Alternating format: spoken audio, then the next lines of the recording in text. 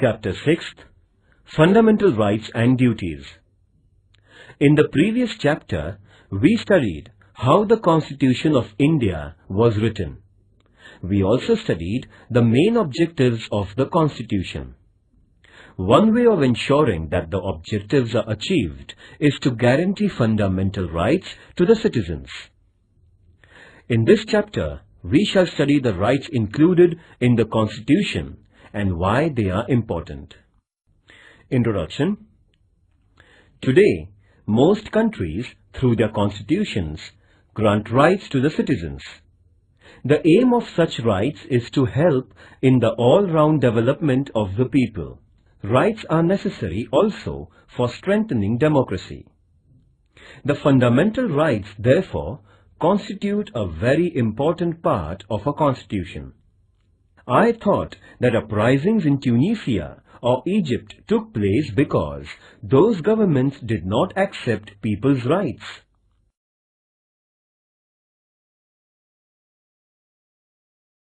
A. What is a right?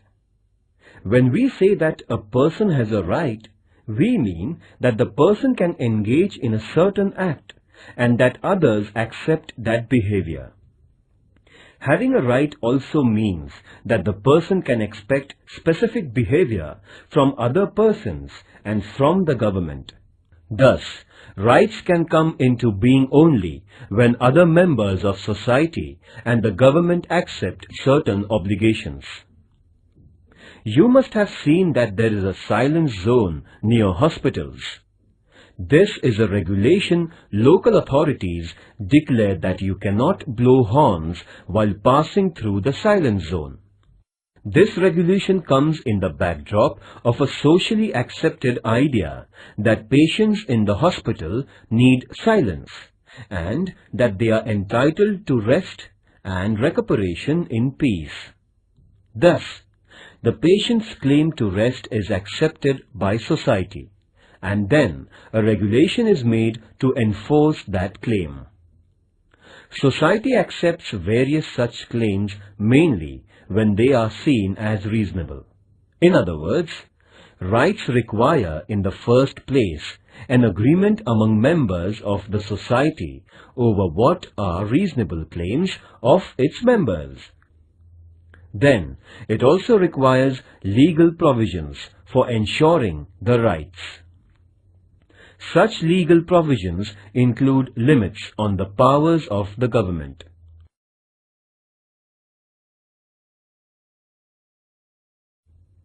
As you will learn later in Standard 10th, limits on the powers of government are seen as an important component of democracy. By agreeing to have limits on the government, a society ensures democratic government. When there are no limitations on government's powers, there is no democracy. I had heard of this word democracy, but did not know that it was related to rights. Must find out the rights of people in different democracies. When we say that we have freedom of speech, it means that other people around us also have the same right, and we all agree that we can freely express our opinions. Then, there must also be legal provisions for protecting the freedom of speech. There must be provision that police or any other government officers cannot unnecessarily restrict our right to express our views. In this sense, rights imply limitations on the powers of the government. By granting rights to citizens, governments agree to limit their powers. Read newspapers of 1 week. List the new items that are against the government or critical of the government or some leaders.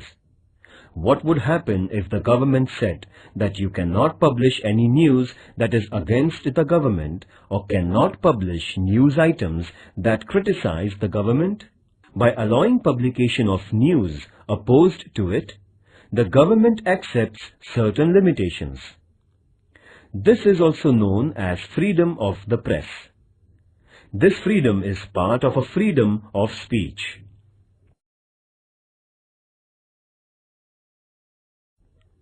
But granting these rights was not an easy or straightforward process.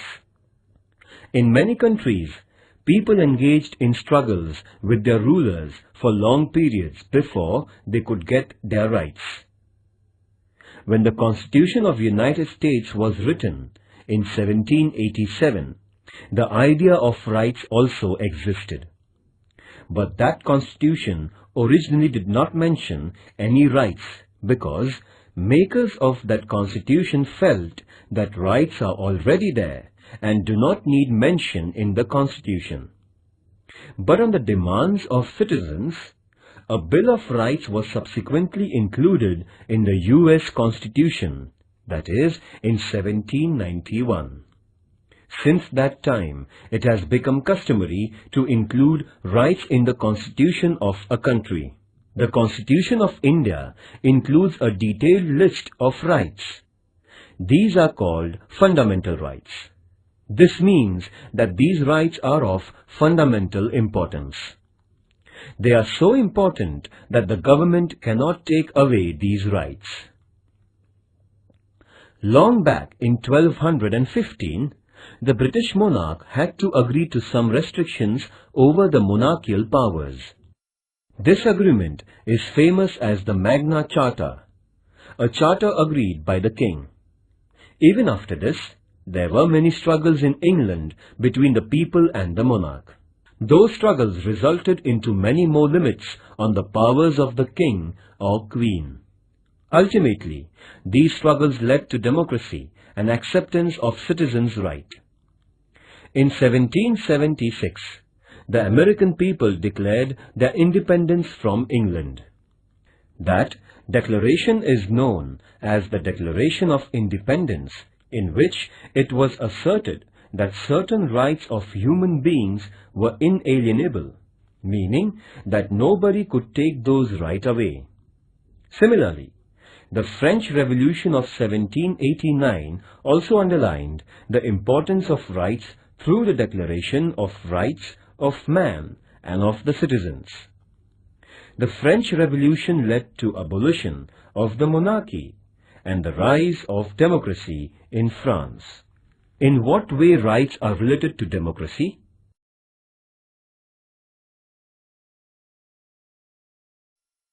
Educational and cultural rights.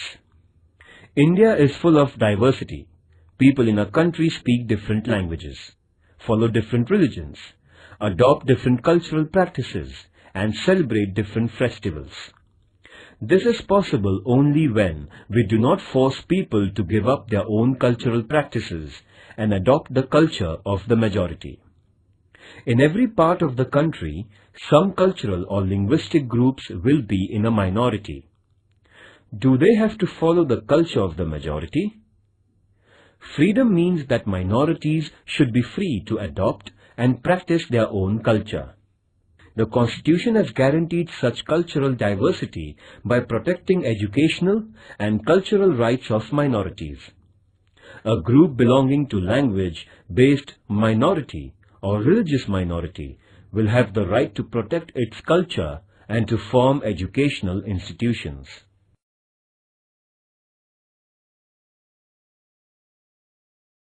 B. Are fundamental rights mentioned in Indian Constitution. Even before India became independent, our leaders were aware that a future India must respect rights of citizens and that there must be a guarantee of those rights. When India was under British rule, Motilal Nehru, who was president of an all-party committee, demanded that the government must adopt a Bill of Rights, that is, in 1928. Before Motilal Nehru, Lokmanya Tilak had declared that Swaraj was my birthright. And before Lokmanya Tilak, Mahatma Phule had recognized the importance of education and equality as rights of human beings. These ideas form the origin of our rights today in free India. There is a separate part of the Constitution of India where fundamental rights are mentioned. These fundamental rights include liberty, equality, right against exploitation, right to freedom of religion, cultural and educational rights, and right to constitutional remedy.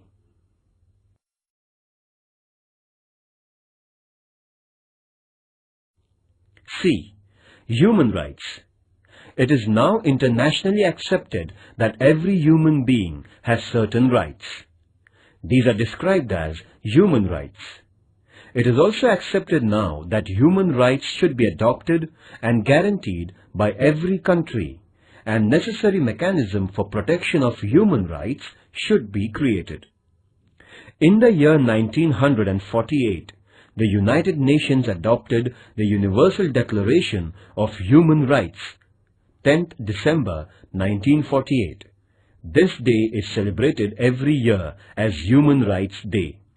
Later, in 1966, the General Assembly of United Nations adopted the International Covenant of Economic, Social and Cultural Rights, and many countries have signed that agreement. According to the international norm, India has created the National Human Rights Commission in 1993. The Universal Declaration of Human Rights lists many important rights. These include individual freedoms such as freedom of speech, movement, etc., right to equality, cultural rights, and freedom of religion.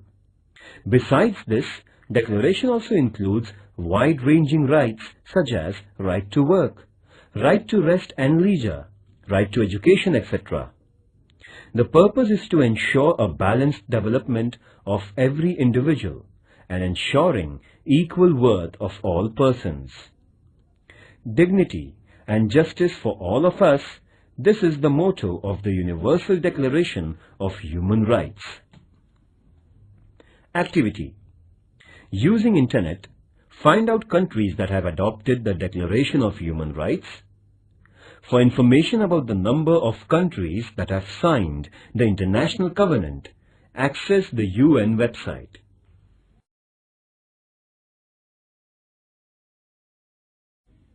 D. Citizens' duties. Why can't we have only rights and no duties? It is often said that rights and duties are two sides of the same coin. Do you know what it means? Let us take an example. Right to equality means that men and women must have equal status and equal treatment. Does this happen in real life? Unless all members of society respect this right and fulfill the duty of treating women as equal, this right will never fully come into being. Therefore, it is the duty of every citizen not to engage in domestic violence against women and to oppose ill treatment of women, because women are not treated equally and practice of female foeticide is prevalent. Is it not a duty to respect women as equal citizens? You will now understand why duties are important for the fulfillment of rights. Just as society must respect our rights, society expects that we accept certain responsibilities as our duties. Some duties are listed in the Constitution as a fundamental duties. These include to respect the Constitution, to respect national flag and national anthem, to protect the country, to adopt a feeling of brotherhood towards all citizens of India, to protect the environment, to adopt a scientific approach, etc. Is there punishment if these duties are not performed? Ecological balance. Human beings are dependent on environment for air, water, trees and minerals. If we use these natural resources indiscriminately, that leads to environmental degradation. Our present generation may be happy to use as many trees as it can cut down, but what will happen to later generations? Already, over-exploitation of natural resources is leading to crises such as drop in rainfall, rise in temperature, and many other environmental hazards. This only shows the importance of duties. It is not our duty to use the natural resources carefully. Think of others and think of our future generations. Activity. Obtain a copy of the Constitution of India and make a list of fundamental duties. Discuss in your class why these duties are important. I can now see the link between rights and duties. Unless we are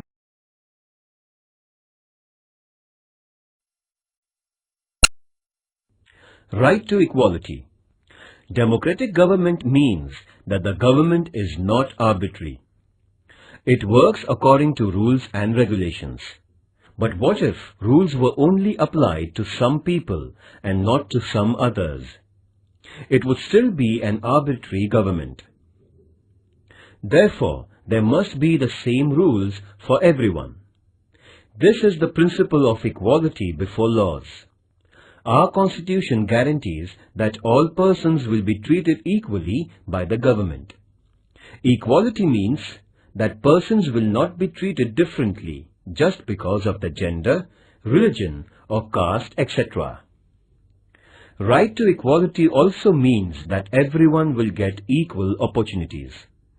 Remember that there are many inequalities in our society, and to remove those inequalities is the objectives of our Constitution. Therefore, it is the responsibility of the government not only to treat all persons equally, but to implement policies that will bring equality in our social relations. You may have heard about reservation of seats in school and college admissions for women or persons of weaker sections. This is an example of government's efforts to bring equality. Right to equality does not mean only equal legal treatment. It also means that groups which are backward and traditionally discriminated against must get the opportunity to develop themselves and become equal in the true sense. Thus, right to equality puts a responsibility on the government to remove injustice and inequality.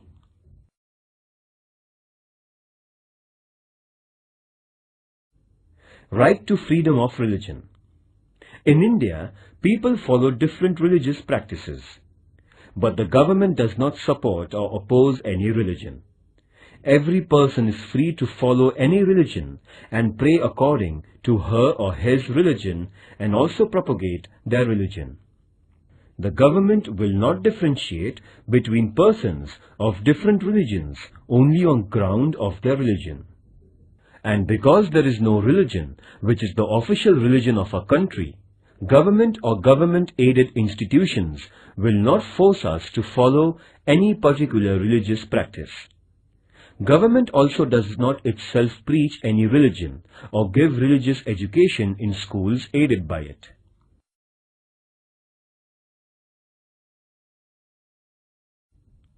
Right to information. Similarly, the right to information is now enforced, though it is not part of our fundamental rights. Citizens cannot judge the government if they do not have enough information. Therefore, of late, it has been accepted all over the world that democracy means citizens' right to get the information from their government. This is known as the right to information. After the efforts of the senior social activist Anna Hazare and his followers, right to information was passed by the government of India.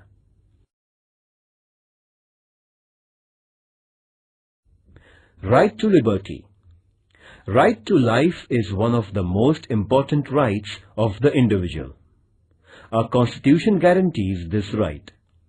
It means that even the government cannot take away our life or cannot arrest us without reason and without legal procedure. But merely a guarantee of life is not enough. As human beings, we want to live a meaningful life. We want to do things we like. We want to develop our personality, follow our hobbies, pursue our own interests. For this to become a reality, we need an assurance that there won't be unreasonable restrictions on our personal liberties. Freedom of speech is one of the most important personal liberties. Besides, we have the liberty to form associations and organize meetings. We also have the freedom to move freely in different parts of the country and reside anywhere in the country. And we have the freedom to undertake any profession or business of our liking.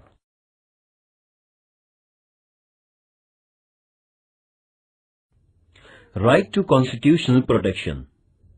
So far we listed the rights guaranteed by the Constitution. But what do we mean by guarantee? If our right is violated, we can go to the government for protection.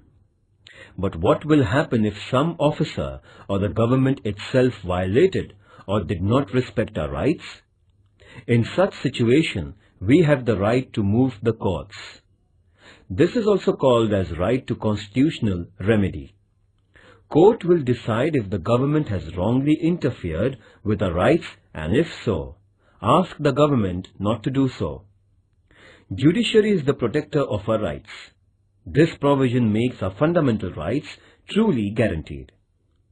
First, what is the importance of right to equality? Second, why is the right to constitutional remedy the most important right? Activity. Imagine we had right to liberty but not the right to equality. What would be the result?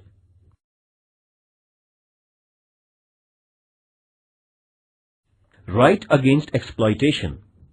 Both liberty and equality will be violated if some people are forced by others to undertake some work against their wishes.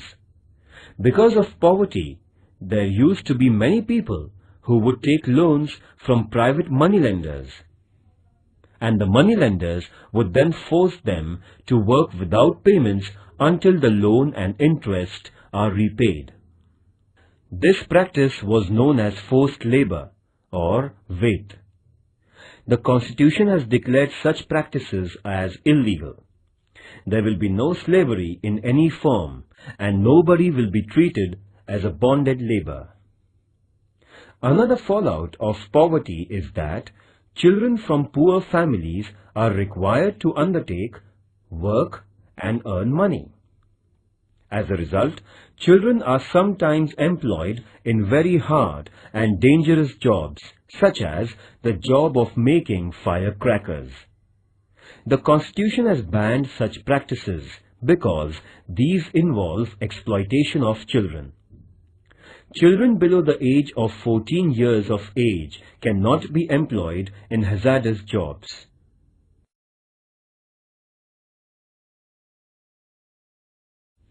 Positive and negative rights. Rights are necessary for our personal development. They are necessary also for the well-being of the society. Rights ensure that weaker and backward sections of society get opportunities to improve their condition. The right to equality is very important in this respect. Thus, some rights are limitations or restrictions on the powers of the government, while some rights mandate that the government adopts policies for the well-being of weaker and needy sections. In this sense, rights are responsibility of the government and the society to make sure that various services and facilities reach all sections. So, our rights are twofold. Some rights are restrictions on government, what the government cannot and should not be doing. Let us call them negative rights, because they tell us what the government should not do. On the other hand, some rights tell what the government should do. These are positive rights. Right to education, for instance, is a positive right. On the other hand, freedom of speech is a negative right, meaning that it states that government cannot put unreasonable restrictions on a freedom of speech.